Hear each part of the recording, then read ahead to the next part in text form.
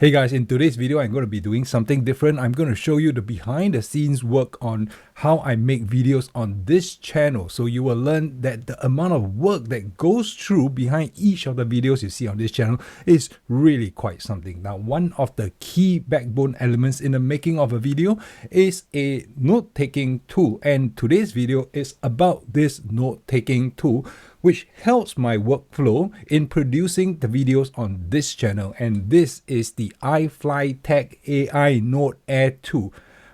Well, it doesn't exactly roll off the tongue, but that's okay as long as it does its job well. So on this channel, I get a lot of sponsorship requests. Anything that is legal and things that I will actually use, I agree to the sponsorship. So when iFlyTek reached out to me, it was one of the dozens of requests that I get on a very regular basis. But I was intrigued because of its screen size. This is an 8.2-inch screen, just nice, not too big like the Remarkable 2 at 10-inch or the Remarkable Pro at almost 12 inches. I've also used the Kobo Ellipser, which is about 10 inches. This is handy. I can hold it in my palm this way, right? So I agreed to do the video and I agreed to integrate this into the workflow when it comes to making of my videos. So one of the main things that I do when I'm making videos is ideation and scripting. So I script a lot of videos, really a lot. So most of the time I use Google Keep to type in my notes, but Google Keep is just text. And sure, you can store pictures in each note, but it really suits typing more, right? So on this, you have, it is protected by a 4-digit PIN, or you can use your fingerprint to unlock the device. And this is what I'm trying to show you guys today, how I use the AINOTE Air 2 to help me organize my thoughts for each of this video. Now, I go through the whole process, right? When I script a video, there are a couple of things. First off, I have a lot of ideas in my head, ideas that pop up over time, over weeks, over days. And when I'm doing that, I actually have all of them written down in a format like this, right? So basically, these are all my video ideas that I have outstanding. Some of them I've done, I will put a check mark. And maybe one of the last videos that I've done is probably this one here, ARC Ultra Bluetooth versus eARC port. So that's the last video that I have right up here. This is called a video card. I think that's what they call it. More about this video card in just a little bit. So when all the ideas are there, I will then pick one of the videos and expand on the idea. So if you go on to the next page, you will see a couple of things here. I have my title, I have my thumbnail idea, I have my videos and the photos that I'm supposed to be taking, and I also write down the tests that I have to make. All right, and the test will put down point by point what I need to do to reset the settings, to test the ARC Ultra on eARC, to test the ARC Ultra on Bluetooth, normalize the volume, ARC Ultra on Bluetooth, normalize with volume. So all these tests, I actually write them all down so that I don't lose my track of thought. Now, before I even start hitting record on the camera, I actually have all this written and penned down already. So the next thing I do is I figure out the chapters of the video and how the video is going to flow. So I've written down all the chapters here in this way. So you'll notice that I have written in the timing already, but basically this is where all the chapter markers are going to be. So all this is actually quite a bit of work, right? And this is even before I go into filming. Of course, the timing has to go in only after I film and edit. And I also have to track the timing of where all the video cards are going to be. Just now I mentioned that video card. So when I go into the video and after editing, I will have to pick note of where the video card needs to be introduced, and I write the timing down in terms of the minute and the seconds when I have to then go into the YouTube studio to actually put in the markers. So after I figure out all the tests that I have to make, I make a list of all the tests, and this is where I'm running all the tests. So if you see on the screen right here, here you go. All right, so this is the screen behind me. I run all the audio testing here. There's a mic mounted to the ceiling where I measure the sound output from the Sonos ARC Ultra, right? So when all these are up, I look at all these charts here, and I make notes on this note-taking pad. Right? So if you take a look at what I have here, these are my testing notes, right? So I've scribbled all of them down, and I don't have to keep turning to my laptop or my PC to key in while I'm looking at that. So all I need to do is just look at the screen and I scribble the notes down here. So after I shoot the video, and in fact, while shooting the video, I actually refer to this for notes as well. So after I shoot the video and I'm editing the video, I need to go and figure out where the chapters are. I need to cut and splice the video to actually fit into the chapters. When I'm posting and referring to it, I have to go and check out where all the add points are, where all the video cards are, and I put it in right here. So in terms of the listening test, when you're playing music, when you're playing movies, when you're testing the whole setup for gaming performance, you don't want to switch here and there. You just want to have something in your hands with a pen and you write it here. And talking about a pen, this pen actually comes with the note-taking tablet itself. It has an eraser at the back. So if you scribble something here, you can actually turn around and erase it. It is not groundbreaking stuff, but it actually works pretty well. Now, the writing feel is actually very good. They have 4 pen options: pen, pencil, fountain pen, and what is the other one? Pen, pencil, fountain pen, and paintbrush. So I find that the pen and the fountain pen works pretty well in terms of legibility. Now, please do not comment on my handwriting. I know my handwriting sucks big time. So this guy is not going to improve your handwriting if your handwriting sucks. So the only person who can read these notes probably is myself. So it's encrypted in that sense. I'm just making fun of it, all right? Just making fun of my own handwriting. Now, when I next go into, when I'm done with my work here, okay, what else do I do with this pad? Now, if you go back all the way to the main menu of this note taker, you'll see that it has some other functionalities, right? There's notes here. So I have my list of notes here, and there is schedule. Now, under schedule, you can actually write notes and put down according to the date, and it will pan out like, oh, what did you do on the day? What you do? I don't do this. I don't use this function much, or maybe because it's still new to me, I have not actually gone down to using it.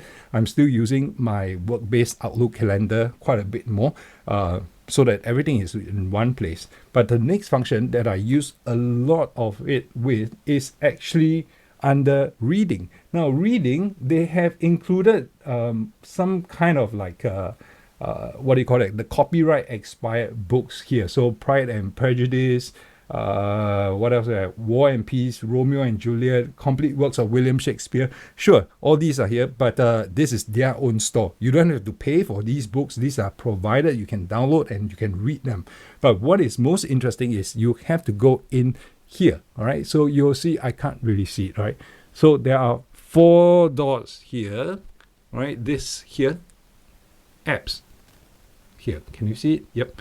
You click on this and it launches some apps, right? So one of the apps that I use the most here is Libby, right? This actually connects to the National Library of Singapore. So I'm assuming that you already have an account with the National Library of Singapore, and you can then download any of the magazines or any of the books that they provide on loan to you for 3 weeks at a time. So one of the ones that I put up here is this, Reader's Digest. So Reader's Digest, it downloads the whole magazine and you can flip through the magazine. All this is provided by the National Library of Singapore, right? So the text is pretty sharp, pretty clear, all right? No problems with it.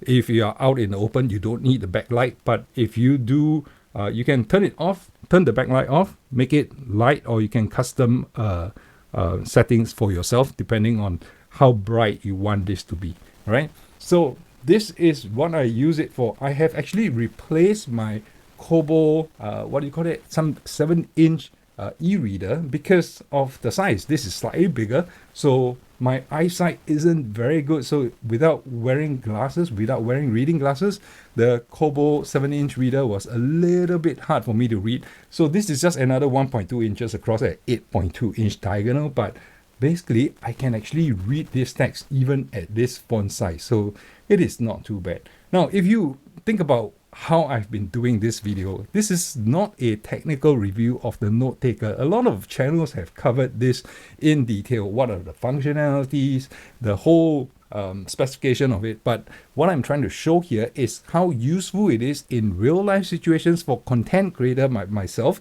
and for readers like myself. I read a lot of science fiction books, and the specs, they tell you one thing, but whether you actually use it is another thing altogether. So this video focuses on the usability and the use case rather than the pure specifications. So what can it do? This is, I'm going to go through a few of the other functionalities that I have gone through inside this note reader. So very quickly, this is a 32 gig storage built in already. The pen comes with it. It requires no charging. The eraser is built in. It attaches magnetically to the side. It has Wi-Fi and Bluetooth. You can actually pair a keyboard inside here to start typing if you don't want to be writing. The speaker is built in. The mic is built in. What is the mic for? Actually, it is for recording minutes of meeting. And I'll show you that functionality. It is actually pretty cool. You can actually just record whatever you are listening. The software will transcribe it in real time. The transcription actually recognizes 14 languages. It translates 7 if you need a translation, but all in all, for handwriting, it can recognize up to 83 different languages. So it does record, and after it records, you can actually launch the AI functionality to summarize the meeting. So this is actually very, very cool functionality, and this is the demo that I have for it.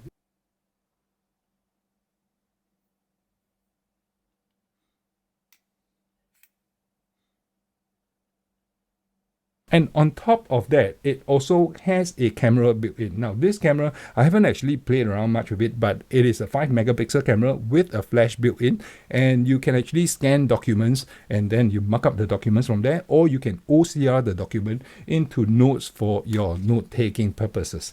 Now, this whole thing, it has also ChatGPT 4.0 built in. It is now free.